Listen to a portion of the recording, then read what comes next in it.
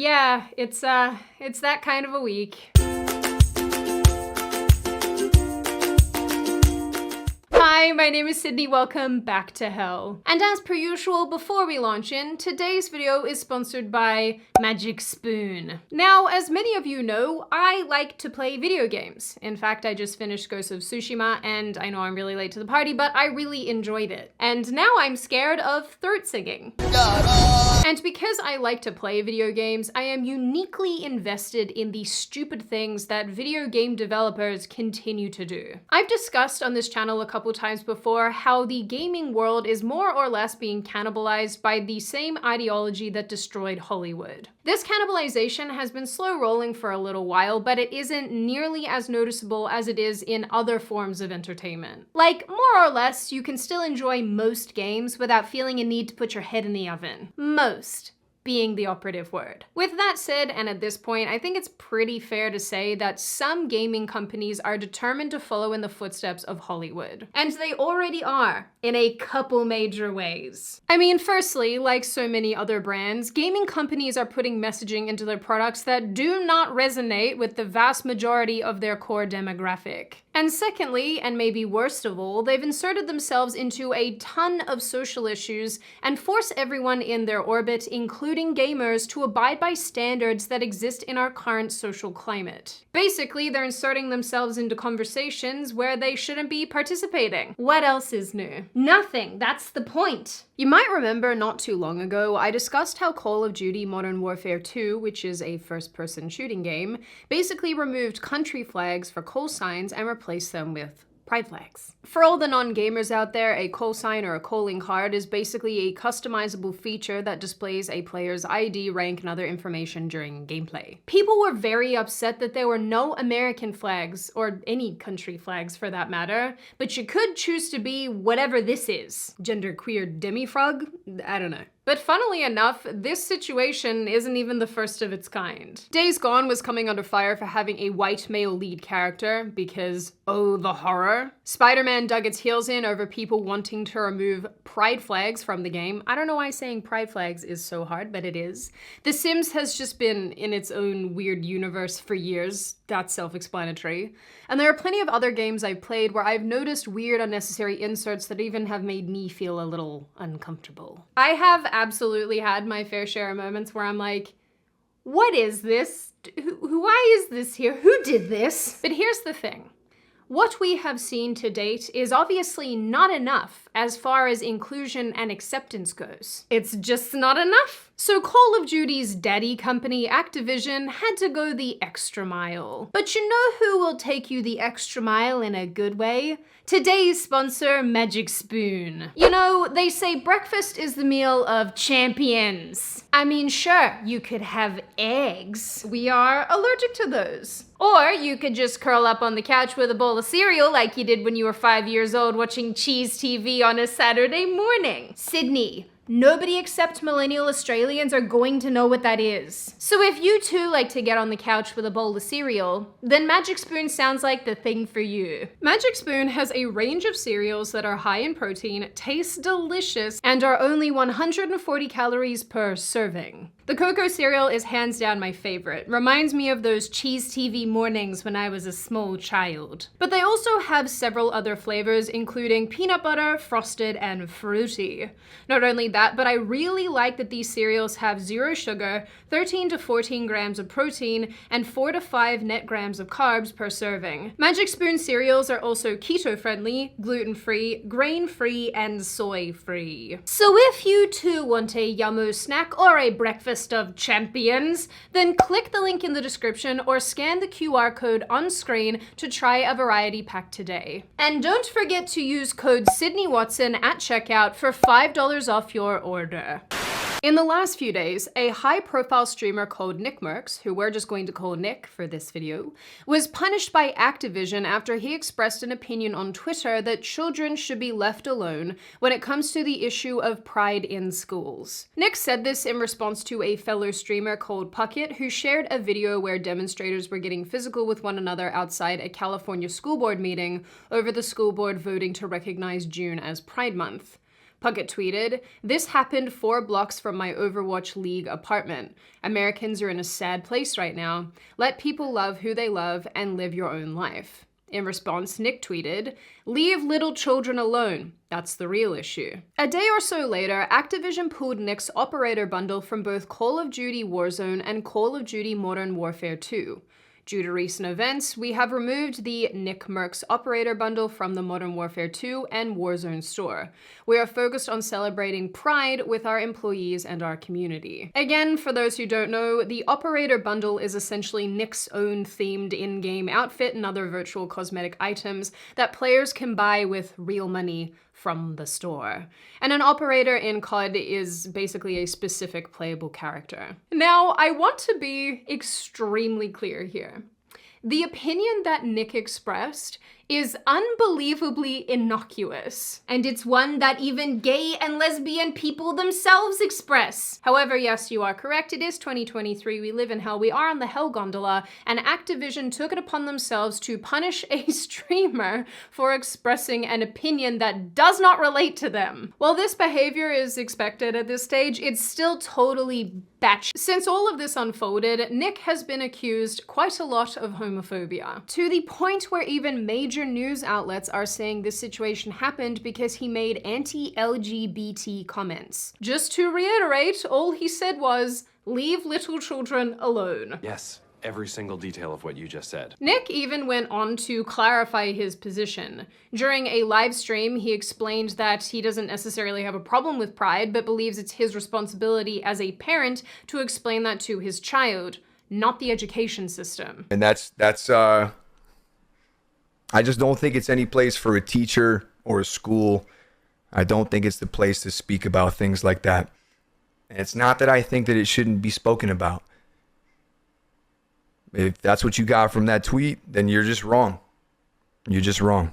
Simply feel that I want to be the one and my wife wants to be the one to speak with our child about stuff like that. And that was the tweet. That was the tweet. You can take the tweet if you want and you can spin it, flip it, flop it, quote tweet it. You can put 10 paragraphs on top of it. You can do whatever you want to it to make you feel better if that's what you want to do. But that was the tweet, okay? So if you came here to hear that, I hope you feel a little better about it. I didn't mean to upset anybody. I know that I did. I'm not apologizing about the tweet because I don't feel like it's wrong. I'm going to stand by what I said. I'm not going to delete the tweet. I just want to make sure everybody understands exactly the point I was trying to make by tweeting my response. He followed up these comments in a tweet thanking people for having his back and understanding his position as a new father. His PR team even explained further, saying, "The they Nick referred to was the teachers/school board, and by leave alone, he meant reserve conversations around sexuality in any of its forms to parents." Which again, this is not controversial. These are just normal, sensible opinions being expressed here. And the worst part is, they are shared by, most people who have a functioning prefrontal cortex. So anyway, with all of that said, this situation raises a couple important points for me. The first is that the threshold for what gets you labeled a homophobic bigot is getting lower and lower with each passing year. 15, 20 years ago, you might have actually had to say something overtly discriminatory towards a group of people to be considered genuinely resentful of them. Something like, "I hate X," or "we should eliminate all of Y," or have swastika flags on your front porch or something. Nowadays, you need only express the mildest criticism of a new age social issue to not only have a horde of angry people screaming at you on the internet, but also trying to upend your life. It's like tolerance is no longer an option. You have to participate in aggressive, ravenous, unbridled acceptance or else. That is the baseline now of behavior, and if you don't participate in it, they're gonna call your boss. You will accept the rainbow flag, by God, or someone on Twitter will scream at you. So just to be clear here, a man is being punished by a video game developer for expressing not only a sensible opinion, but one that's not even homophobic. Which brings me to my second point. Developers seem to increasingly feel a need to not only force their politics onto consumers, but also onto their employees. Of course, this isn't new at all. You can find it all over the place in all different kinds of industries. And I understand how the argument in response to this would be, well, everyone does it, so why can't gaming companies? But the reality is, it shouldn't be happening at all. Because given how big the gaming world is, acknowledging how much money is poured into a single game, and knowing that game must have widespread appeal, means that these gaming houses are limited to how much political nonsense they can shove down people's throats. I never thought I'd say this, but modern society makes me long for the days of subliminal messaging. You know, when you had to listen to songs backwards in order to hear the word demon. This isn't even the first time a gaming developer has come after an employee for not expressing aggressively rabid left-wing viewpoints. Back in January, news broke that Limited Run Games fired a community manager because she followed a handful of right-wing accounts on Twitter and expressed some no-no opinions. LRG respects all personal opinions, however, we remain committed to supporting an inclusive culture, they said in a tweet. Upon investigating a situation, an employee was terminated. Our goal as a company is to continue to foster a positive and safe environment for everyone. The employee, whose name is Kara, was fired for following libs of TikTok on Twitter, expressing opposition to self-ID laws in a 2016 tweet, and expressing support for Hogwarts Legacy. But here's the clincher. That is a weird word. I don't want to say that ever again. Despite the fact that gaming companies seem to go hair-trigger ballistic and clutch their pearls the moment someone doesn't express unwavering support for some niche social cause, many have pointed out that they don't even apply their own values universally. For starters, Call of Duty Warzone, Modern Warfare, and Warzone 2 censored its Pride Month flags in the Middle East. They replaced the flags with blacked-out images. This is obviously not really a shock given the laws and social views that exist around LGBT issues in the Middle East.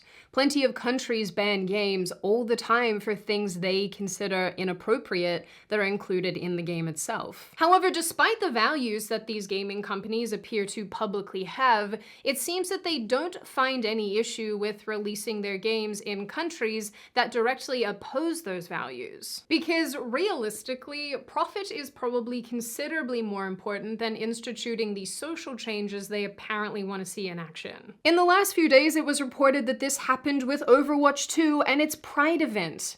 The game's developer, Blizzard, allegedly said that it will not run the event in countries with anti-LGBT+ laws in an effort to protect players from legal trouble. Let's also remember the time that Ubisoft tried to host a pro-LGBT esports tournament in the United Arab Emirates. This obviously resulted in backlash and they ultimately moved the event. Now here's the thing. As an individual, you can have whatever opinions you want about how all of these situations play out. But let's be real for a second.